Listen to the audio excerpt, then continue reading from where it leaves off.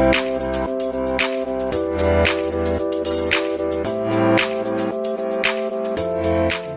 दोस्तों, बहुत बहुत स्वागत है आपका अपने चैनल सरस्वती ट्यूटोरियल्स में। और जैसा कि आप जान रहे हैं, हमारा जो टॉपिक चल रहा था वो था इलेक्ट्रिसिटी यानी कि विद्युत। पहले हम आपको लास्ट लेक्चर से लिंक करा देते हैं। लास्ट लेक्चर में हमने पढ़ा था कॉम्बिनेशन ऑफ रजिस्टर्स, यानी कि जब हम दो या दो से अधिक रजिस्टर्स को आपस में कंबाइन करते हैं। तो कंबाइनिंग के फॉर्मेट में हमने ये सीखा था कि हम इसको 3 टाइप्स से कंबाइन कर सकते हैं। 1 सीरीज सिस्टम, दूसरा पैरेलल कॉम्बिनेशन सिस्टम और तीसरा मिक्स्ड कॉम्बिनेशन सिस्टम, जिसमें आपका जो ओम्स लॉ है V/I = R, ये एक अहम भूमिका रखता है। तो इसे आपको ध्यान में रखना है। और इस टॉपिक को समझने का जो की कॉन्सेप्ट है वो यही है कि in a conductor free electrons are the charge carriers. किसी भी चालक में फ्री इलेक्ट्रॉन आवेश का वाहक होते हैं, अर्थात आवेश को एक स्थान से दूसरे स्थान तक पहुंचाते हैं। तो आइए सीखते हैं हम अपना सबसे पहला क्रम, सीरीज कॉम्बिनेशन, श्रेणी क्रम संयोजन। तो सबसे पहली बात यह आती है कि इस श्रेणी क्रम संयोजन में हम क्या करने वाले हैं। इस चीज को समझने के लिए आपको कुछ स्ट्रक्चर्स को समझना पड़ेगा। थोड़ा सा ध्यान से देखिएगा। मान लीजिए कि आपने एक वायर से एक बल्ब को कनेक्ट किया अपने एक रूम में, उसी वायर से आपने एक बल्ब और कनेक्ट किया उसी रूम में, और एक बल्ब और कनेक्ट कर दिया इसी रूम में। आपने एक वायर से 3 बल्ब्स को कनेक्ट कर रखा है और यह आपके रूम का वायर लाइन है। और इसमें आपने यहां पर, मैं जो आपको दिखा रहा हूं, जैसे मैं बैटरी यूज करता था वैसे ही हम यहां पर यूज कर रहे हैं एसी, यानी कि जो आपके घरों में करंट आता है अल्टरनेटिंग करंट, प्रत्यावर्ती धारा। तो अब हमने इसे एसी से जोड़ रखा है। तो आप सभी जानते हैं बल्ब के पास फिलामेंट है, फिलामेंट के पास तार है और तार के पास आर है। इस बल्ब के पास भी आर है और इस बल्ब के पास भी आर है। मान लीजिए कि सबकी पावर अलग अलग होती है, इसका मीनिंग सबका रेजिस्टेंस अलग अलग हो जाता है। तो इसका रेजिस्टेंस R1 हो गया, इसका रेजिस्टेंस R2 हो गया, इसका रेजिस्टेंस R3 हो गया। आपने देखा कि हमें 3 बल्बों का यूज करना पड़ रहा है, ज्यादा वायर कनेक्टिंग लगाना पड़ रहा है। ऐसी कंडीशन में आप चाहते हो कि आप इन सारे बल्ब्स को हटाकर एक बड़ी पावर का सिंगल बल्ब लगा दो, लेकिन आपके करंट पर कोई इफेक्ट ना आए, आपके सोर्स पर कोई इफेक्ट ना आए। तो ऐसी कंडीशन में करंट पर इफेक्ट ना हो, सोर्स पर इफेक्ट ना हो, तो हम इसके रेजिस्टेंसेस के अकॉर्डिंग अपना सिस्टम क्रिएट करेंगे। यानी कि हम इन सभी को हटाकर एक नया बल्ब लेकर आएंगे और उस बल्ब का रेजिस्टेंस ऐसा होना चाहिए जो इस सर्किट के करंट पर भी प्रभाव नहीं डालता है और वोल्टेज यानी कि सोर्स, इस पर भी कोई प्रभाव नहीं डालता है। अगर हम ऐसा कर लेते हैं तो हम यहां पर ये कहेंगे कि जो आप नया बल्ब लेकर आए हैं उसका टोटल जो रेजिस्टेंस है वो इन सारे बल्ब्स के रेजिस्टेंस के इक्विवेलेंट है। यहां पर इक्विवेलेंट यानी कि तुल्यता की बात की जा रही है। हम यहां पर ये नहीं कह रहे हैं कि इसका रेजिस्टेंस जो नया बल्ब आएगा इनके सम के इक्वल है या डिफरेंस के इक्वल है। हम यहां पर अभी देखेंगे कि क्या सिस्टम क्रिएट होगा। बट हम यहां पर क्या कह रहे हैं कि यहां पर आपके पास जो नया बल्ब आएगा उसका जो रेजिस्टेंस होना चाहिए वो इन सारे रेजिस्टेंसेस के इक्विवेलेंट हो, तुल्य हो। तुल्य का मतलब यह होता है कि इस सब की तुलना में वो उतना ही काम करके दे जितना ये अलग अलग करके दे रहे हैं। Is it okay? तो चलिए देखते हैं अब हम इस सीरीज कॉम्बिनेशन को कैसे आगे बढ़ाते हैं। तो हमने सीरीज कॉम्बिनेशन के लिए 3 रजिस्टर्स लिए। हमारे पास 3 रजिस्टर्स है। वन इज दिस,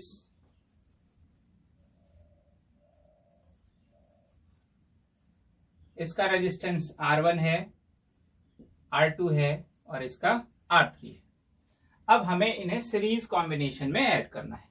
तो सीरीज कॉम्बिनेशन में हम करते क्या हैं कि हम सीरीज कॉम्बिनेशन ऐसा बनाते हैं कि इसका लास्ट एंड इसके फर्स्ट एंड से कनेक्ट करते हैं। इसको हम कहते हैं एंड टू एंड कनेक्टिविटी।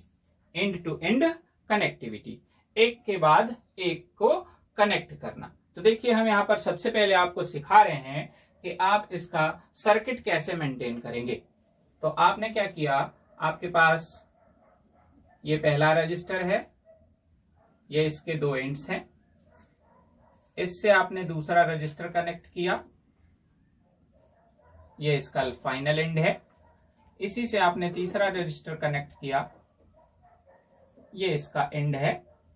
और फिर इनको दो नए कनेक्टिंग वायर्स से कनेक्ट करते हुए इस तरह से एक एक्सटर्नल सोर्स यानी कि बैटरी से कनेक्ट कर दिया, जिसका एक एंड पॉजिटिव और दूसरा एंड नेगेटिव है। इसी के रास्ते में आपने एक प्लग की लगा दी, यहां पर मैंने इसे ऑन कर दिया है, और यहां से आपने रियोस्टेट को ऐड कर रखा है, जो कि धारा परिवर्तक का कार्य करता है। अगर हम धारा को चेंज करना चाहेंगे तो हम इसकी सहायता से चेंज कर सकेंगे। तो सबसे पहला जो हमारा रेजिस्टर है, इसका रेजिस्टेंस R1 है, यहां पर रेजिस्टेंस R2 है, और ये रेजिस्टेंस R3। हम सभी को पता है कि जब भी बैटरी हम इसमें कनेक्ट करेंगे तो बैटरी के पॉजिटिव सोर्स से करंट निकलता है, और ये करंट आगे बढ़ता हुआ हमारे सर्किट में पहुंचता है। इस सर्किट में ये करंट फ्लो होता हुआ आगे बढ़ता है, और फाइनली ये हमारे सर्किट के नेगेटिव एंड तक पहुंचता है। तो ये हमारा करंट का फ्लो हो जाता है। हम यहां पर देख पा रहे हैं कि हमारा जो करंट है वो सभी रेजिस्टेंसेस पर एक जैसा है। लास्ट टॉपिक में हमने इस विषय में चर्चा की थी कि जो हमारा सीरीज कॉम्बिनेशन होता है उसके हर एक सिस्टम पर करंट की वैल्यू सेम रहती है, क्योंकि जितना फ्री इलेक्ट्रॉन्स यहां से मूव करेंगे उतने ही फ्री इलेक्ट्रॉन्स आगे की ओर फ्लो होते हैं। मान लीजिए कि आपके पास एक पाइप है और उससे आपने और छोटे बड़े पाइप कनेक्ट कर रखे हैं, लेकिन एक के बाद एक कनेक्टिविटी है। जैसे कि मैं यहाँ पर आपको एक स्ट्रक्चर सा शो कर रहा हूं। ये हमारा एक पाइप है, इससे आपने एक बड़ा पाइप कनेक्ट कर दिया, इससे आपने एक और बड़ा पाइप कनेक्ट कर दिया, और इसके बाद आपने एक पतला सा पाइप इससे कनेक्ट कर दिया। ये सारा एंड क्लोज्ड है, सिर्फ इसके अंदर वाटर जा सकता है। तो ऐसी कंडीशन में अगर यहां से 1 लीटर वाटर आप भेजते हैं तो इधर भी आपको 1 लीटर वाटर ही मिलेगा, यानी कि वाटर की जो कैपेसिटी है वो सभी जगह एक जैसी रहती है। इस वजह से यहाँ पर जितने फ्री इलेक्ट्रॉन एंट्री करेंगे सारे रेजिस्टेंसर पर उतने ही फ्री इलेक्ट्रॉन एंट्री करते हैं। इस वजह से हमारे पास जो करंट का वैल्यू है वो सभी जगह एक जैसा बना रहता है। अब बात करते हैं, क्योंकि ये जो पाथ हमने दिया है ये पाथ तो सिंगल है, इस वजह से करंट सेम हो जाता है, लेकिन हमारे पास जो रेजिस्टेंस है इनकी लोकेशन चेंज हो रही है, और लोकेशन के चेंज होने की वजह से इसके जो एंड्स हैं इनके बीच जो पोटेंशियल डिफरेंस लगना है वो अलग अलग हो जाएगा। तो यहां पर ये हमारा पहला रेजिस्टेंस के एंड हमने देखे, ये हमारे दूसरे रेजिस्टेंस के एंड हैं,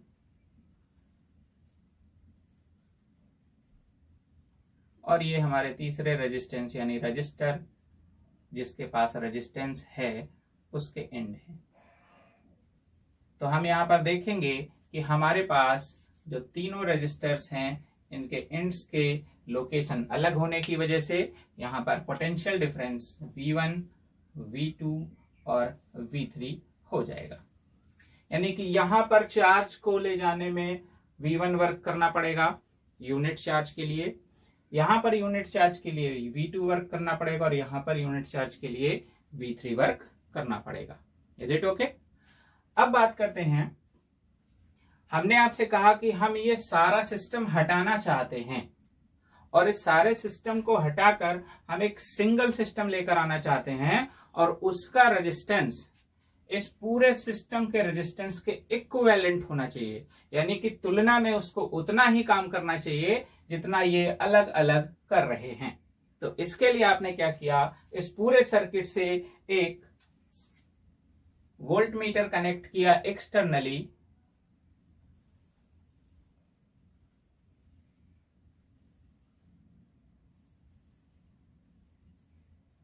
तो देखिए जो भी यहां पर वर्किंग हो रही है उसका सोर्स है हमारी ये बैटरी, और इस बैटरी के पास भी कुछ पोटेंशियल है।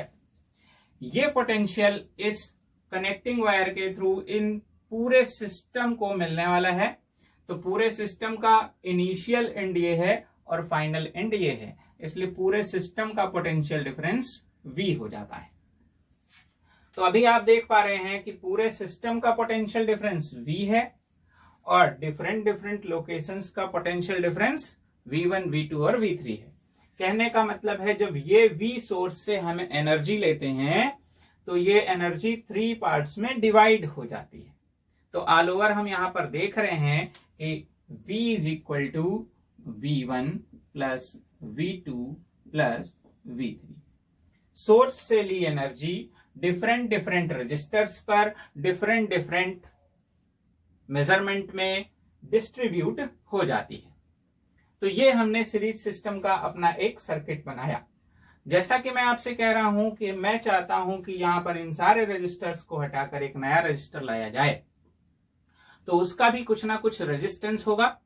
तो सपोज कर लेते हैं कि इस पूरे सिस्टम को हटाने पर जो नया रेजिस्टेंस आने वाला है, ये 3 रजिस्टर्स के कॉम्बिनेशन से जो नया रजिस्टर आने वाला है वो है R, और सीरीज सिस्टम के लिए हमने यहां पर S लगा लिया, क्योंकि हम जब पैरेलल सिस्टम को यूज करेंगे तो यहां पर कनेक्टिविटी अलग होगी और इक्विवेलेंसी भी चेंज हो जाएगी।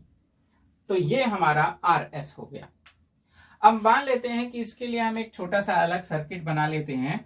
देखिए ध्यान से, ये हमारा RS है और यही वो बैटरी है जो हमने वहां पर कनेक्ट कर रखी है। ये हमारा प्लग है, रियोस्टेट। तो देखिए जो बैटरी यहां पर कनेक्टेड है वही बैटरी यहां पर भी मैं लगा रहा हूं, और ऐसी कंडीशन में यहां से भी उतना ही करंट आपको ड्रॉन होगा मिलेगा। तो यहां से अगर उतना ही करंट आपको मिलता है तो यहां पर आप देख सकते हैं करंट आपका पहुंचता है I, क्योंकि ये सोर्स भी टोटल I करंट प्रोवाइड करता है। तो अभी आप यहां से देखिए, अगर हम ओम्स लॉ को फॉलो करें तो हम यहां पर देख रहे हैं V is equal to I R. V is equal to I R से देखिए यहां पर पोटेंशियल डिफरेंस V है, करंट I है, और R की जगह हमने लिख रखा है RS, equivalent resistance of series combination. तो देखिए हम इस V की जगह पर पुट कर सकते हैं I RS। सिमिलरली देखिए V is equal to I R, तो V की जगह V1 है, I की जगह I है और R की जगह पर R1 है। तो यहां पर V1 की वैल्यू पुट करेंगे तो I R1, I R2 for V2 and I R3 for V3। इन सभी में आप देख रहे हैं I एज अ कॉमन आपको मिल रहा है, तो ये हो गया R1 plus R2 plus R3, ये हो गया RS। I आपका कैंसिल आउट हो जाएगा और आपको RS इज इक्वल टू मिल जाएगा R1 plus R2 plus R3। तो यहां पर देखिए दोस्तों हमें क्या मिल रहा है।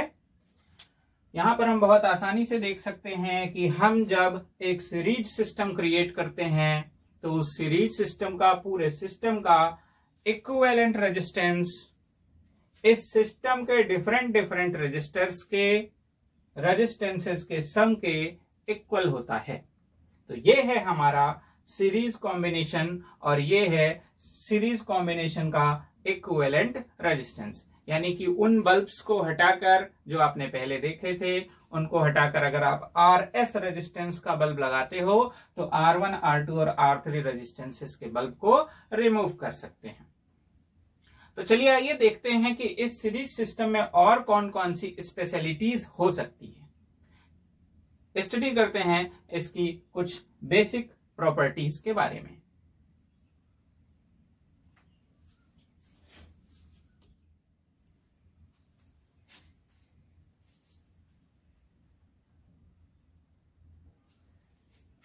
बेसिक प्रॉपर्टीज, सीरीज सिस्टम में क्या बेसिक प्रॉपर्टीज फॉलो होती हैं? तो अभी हम लोगों ने सबसे पहली प्रॉपर्टी देखी परिपथ का तुल्य प्रतिरोध, यानी कि पूरे सिस्टम का इक्विवेलेंट रेजिस्टेंस, जो कि आया था RS is equal to R1 plus R2 plus R3। और ये जो दो बेसिक प्रॉपर्टीज लिखी हुई हैं इन्हें हम पहले भी स्टडी कर चुके हैं। Current in each resistor is similar and voltage potential difference between ends of the resistors are different.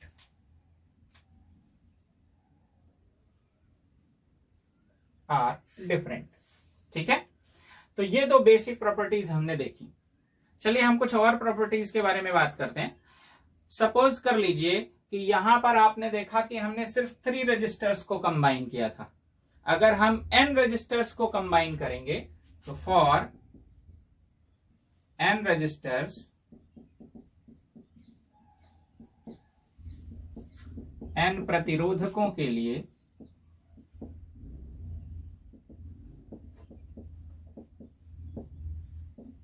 तो यही जो हमारा सिस्टम है ये हमें देगा RS is equal to R1 plus R2 plus R3 plus dot dot dot dot and so on plus Rn। तो ये हमारे n रजिस्टर्स का सीरीज कॉम्बिनेशन का इक्विवेलेंट रेजिस्टेंस है। सपोज करिए कि ये जो आपके R1, R2, R3, Rn सब इक्वल हो जाए।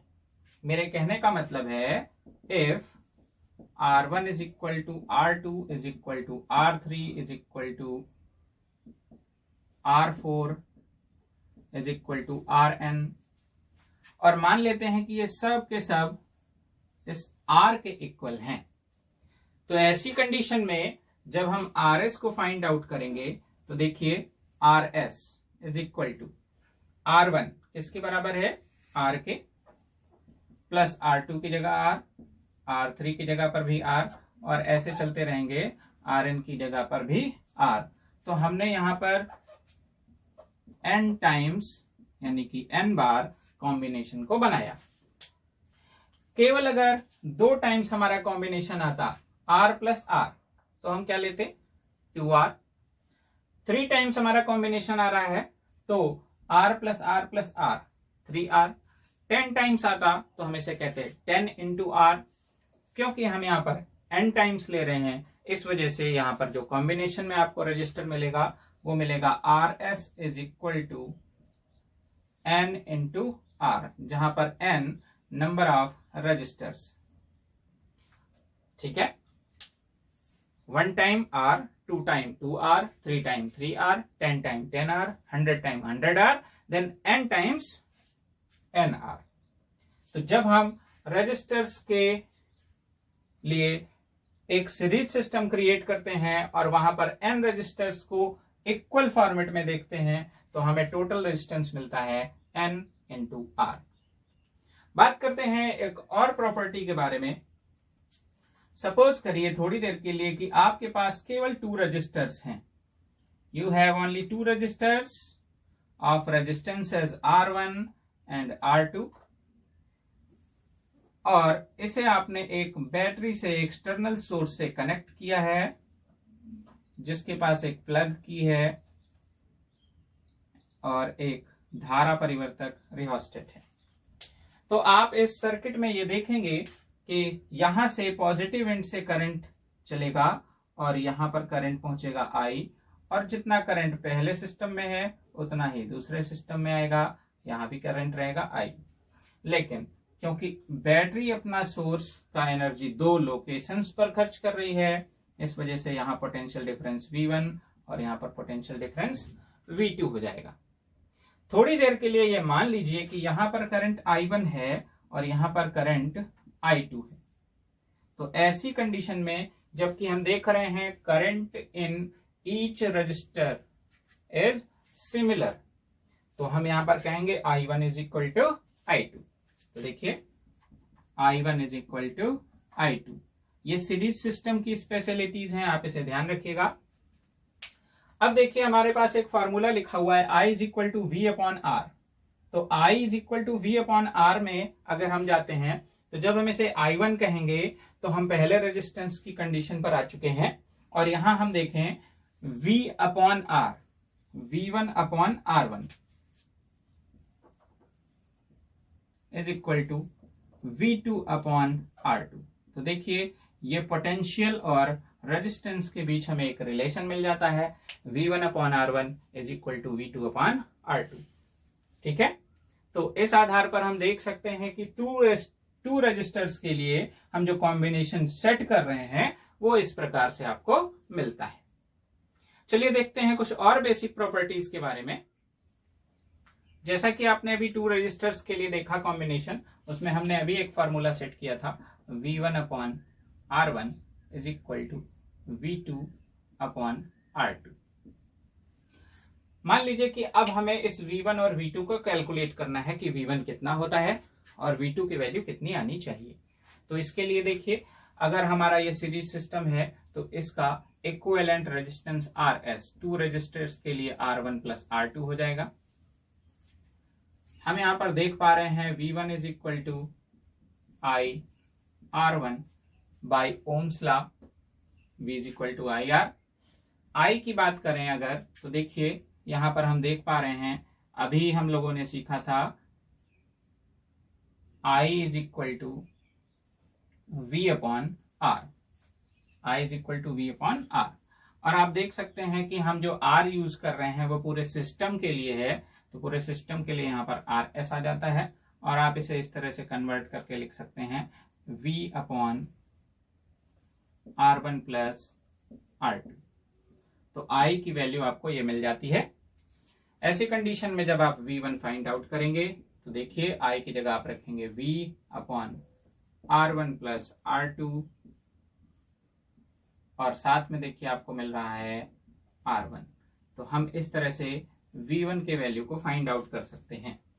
यानी कि अगर हमें करंट की वैल्यू नहीं दे रखी है, केवल आपको ये पता है कि पूरे सिस्टम को किस बैटरी से आपने कनेक्ट किया है, हमारे सिस्टम में किस किस